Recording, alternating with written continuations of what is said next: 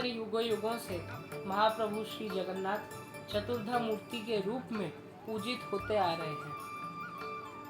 साल के 12 महीने में अनेक यात्राएं श्री जी के अनुष्ठित होती हैं। जन्माष्टमी से लेकर श्री मंदिर में सबसे दीर्घतम अवधि की लीला श्री कृष्ण लीला का आरंभ होता है। इन लीलाओं में श्री कृष्ण जी के जीवन चरित्र में जो जो घटनाएं घटी थी, लगभग सारी घटनाओं को लीलाओं के माध्यम से श्री मंदिर में एक उत्सव के रूप में उसका पालन होता है। इन लीलाओं के अंतर्गत श्री मंदिर में महाप्रभु जी के अनेक श्रृंगार अनुष्ठित होते हैं।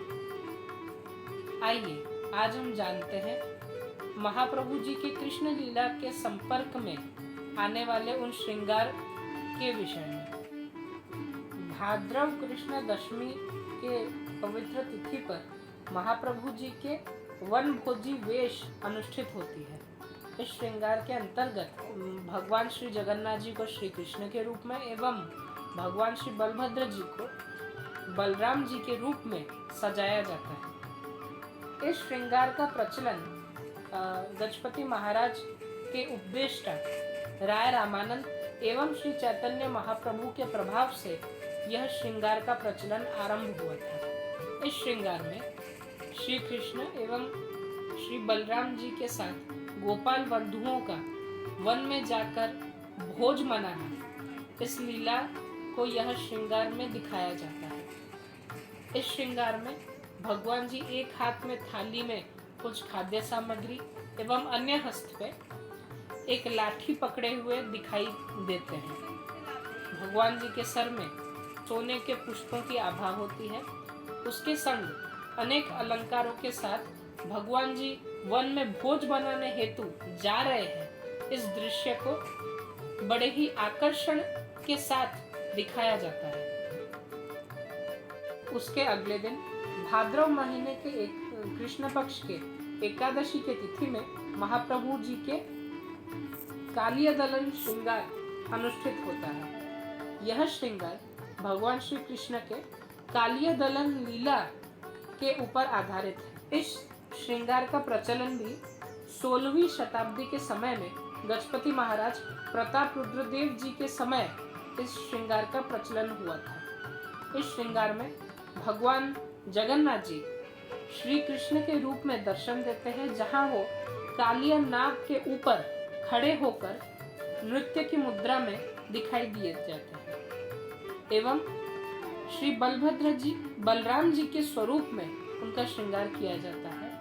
वही देवी माता सुभद्रा अपने ही राजेश्वरी या राज राजेश्वरी वेश में ही दर्शन देते हैं। एकादशी के दिन में भी महाप्रभु जी के कालिया दलन लीला एवं भगवान जी के माखन खाने की लीला अनुष्ठित होती है।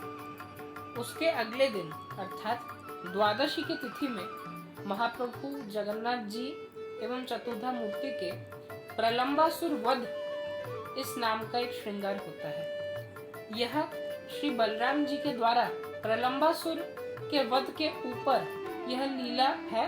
इस लीला के अंतर्गत ही ये श्रृंगार होता है। इस श्रृंगार में भगवान श्री जगन्नाथ श्री कृष्ण के रूप में हाथों में लड्डू एवं पुष्प लिए दर्शन देते हैं एवं श्री बलभद्र जी प्रलंबासुर को अपने पैरों के नीचे दबाते हुए इस मुद्रा में दिखाई पड़ते हैं। इस श्रृंगार में महाप्रभु जी अत्यंत रमणीय एवं सुंदर लगते हैं। श्री मंदिर में भगवान जी के इस श्रृंगार का प्रचलन 16वीं शताब्दी में इसकी शुरुआत हुई थी। यह कहा जाता है कि इस श्रृंगार को मुख्य तौर से प्रभाव में लाने वाले हैं श्री बलराम दास गोस्वामी जी। उसके अगले दिन ही महाप्रभु जी का श्री कृष्ण बलराम वेश अनुष्ठित होता है। इस श्रृंगार में भगवान श्री जगन्नाथ श्री कृष्ण के रूप में बंसी पकड़े हुए दिखाई पड़ते हैं एवं श्री बलभद्र जी पुष्प एवं सिंघा पकड़े हुए दिखाई देते हैं। इस श्रृंगार का प्रचलन ज्यादा प्राचीन है ये पता नहीं चलता। यह श्रृंगार लगभग 60 साल के पूर्व में ही इस श्रृंगार का प्रचलन हुआ था। पूर्व काल में इस श्रृंगार के जगह महाप्रभु गिर गोवर्धनधारी श्रृंगार में दर्शन देते थे, जहां महाप्रभु जी एक हाथ में गोवर्धन पर्वत को पकड़े हुए ऐसे दिखाई पड़ते थे। लेकिन इस श्रृंगार में अनेक विघ्नों के कारण इस श्रृंगार को बंद कर दिया गया था। लेकिन 1943 इस साल में जमींदार श्री मिश्र सस्त्रिक श्री मंदिर में महाप्रभु जी के इस श्रृंगार को करने के लिए बहुत उत्सुक थे। उस समय पंडित सदाशिव रथ शर्मा एवं पुष्पालक सेवकों के साथ आलोचना करने के बाद श्रृंगार के पुनः प्रचलन के ऊपर निर्णय लिया गया था। लेकिन बाद के समय में इस श्रृंगार को कृष्ण बलराम जी के रूप में ही इस श्रृंगार को करने का निर्णय लिया गया। इसलिए कृष्ण बलराम वेश उत्पत्ति हुई थी।